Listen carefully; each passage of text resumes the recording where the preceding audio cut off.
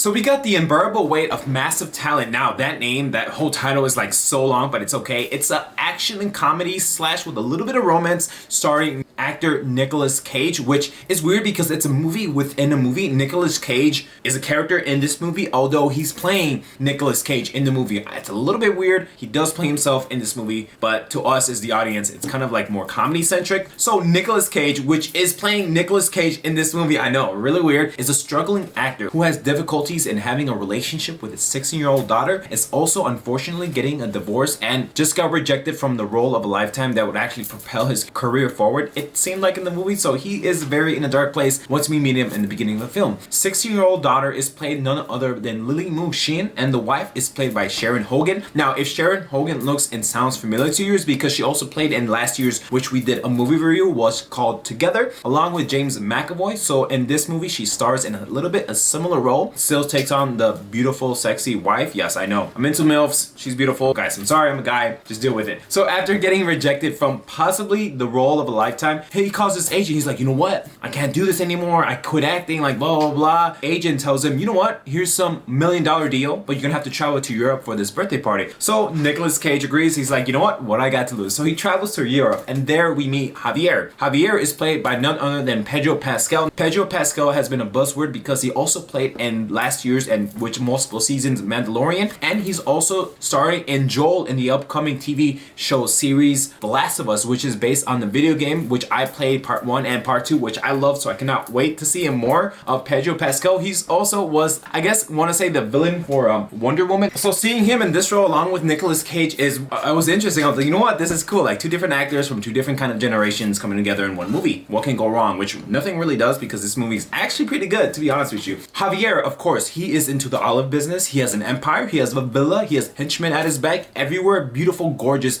vistas of a villa. Like in Europe, like there's grapes everywhere, there's trees. It's amazing. It's like if you ever played Assassin's Creed, you know, Ezio Auditore, or like the Assassin's Creed video games in the 1980s, like in Rome. That's exactly what he looks like, but just in the modern day, because there at the airport we meet two CIA operatives played by Aikik Berletov and Tiffany Haddish. I am sorry, I do not know how to pronounce that name. I know I did Google Translate even to my English, who are working for the US government and recruits him because they thought he was gonna be somebody else. They were like, hey, is that him? Is that him? They're like, yeah, we need him, just get him, just talk to him. So of course, Nicolas Cage being Nicolas Cage in this movie, they know he's a superstar. Like he knows it too. They're not like fronting it. They know that front and center. Like that's what the whole movie is based around, kind of ish. So they convince Nicolas Cage to go undercover as a CIA operative, having a friendship slash relationship. Now when I mean relationship, I mean more of a friendship role, you know, like adult relationship with Javier. Now Javier and Nicolas, they hit it off because Javier has a screenplay for Nicolas Cage to read, and so they do this bonding moment, friendships, like guys, bro time, drinking, you know, doing the good stuff, which is like the middle part of the movie, which is awesome to see because both characters really do play off each other really fun, really well, and it's more of a comedic timing. Even though it's being an actor, Nicolas Cage being an actor,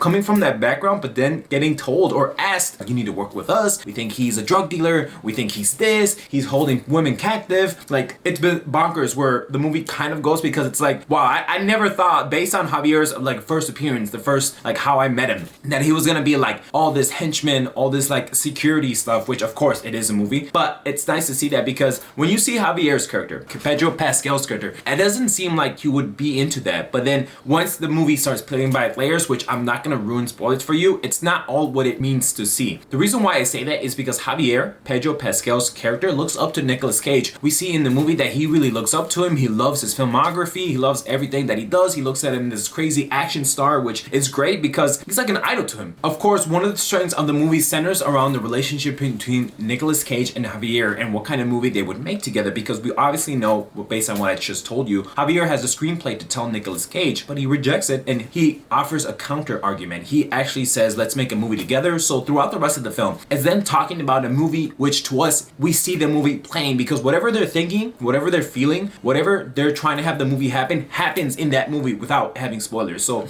let's say like they think someone's a bad guy, and then theoretically that is the bad guy. Just you get with me, because the more I talk about that, I can't go into spoilers, but it is a fun movie. I was like, whoa, that's pretty cool. They're talking about a movie and it's actually showing us, it's playing it out. You know, a lot of movies have this tell but not show. This movie is actually kind of the opposite, because it shows but not tells, which is great because they're talking about scenes that they would have in the movie, the climax, the first act, the second act, the third act, and it plays up on screen, which is great because the movie works really well. So then we get into the action, a little bit of the romance, because like I said, it was an action adventure comedy, but I did put romance in there because it was definitely in the third arc of the movie that it was really prevalent. Throughout the movie, Nicolas Cage has these moments where he talks to his younger self, Nicolas Cage, because he's been doing movies for a while, and I love that dynamic between he as and himself, like when you talk to yourself and when you have your alone time, the younger Nicolas Cage, and it happens frequently. He's like, you can't do this, we gotta do action movie star, like you gotta take this role now, and I love that dynamic. Even that was like a B plot storyline, which was still amusing. Growing up with Nicolas Cage, I never really saw most of his movies other than Kick-Ass and also like Drive with Amber Heard, and also like glimpses of other ones. But to me, I knew of Nicolas Cage, but I never grew up watching his movies. Like I know of him because he was very popular with other people. However, with me, it's just I don't know why, I just never really gravitated towards him. But watching him here, you know, I was open to it. I was like, great. Basically, this movie, I don't want to say it's like a jack of all trades, but it kind of is. If you really think about it, it's kind of a jack of all trades because it really does do everything. However, it is very entertaining because it doesn't overstay its welcome, and it's short, simple, fun, and sweet. Guys, I'm gonna give The Unbearable Weight of Mass and Talent a solid B+. As always, if you made it this far, I appreciate you so much. Maybe consider hitting that subscribe button and turning on notifications so you never miss a video, and I'll see you next time. Take care.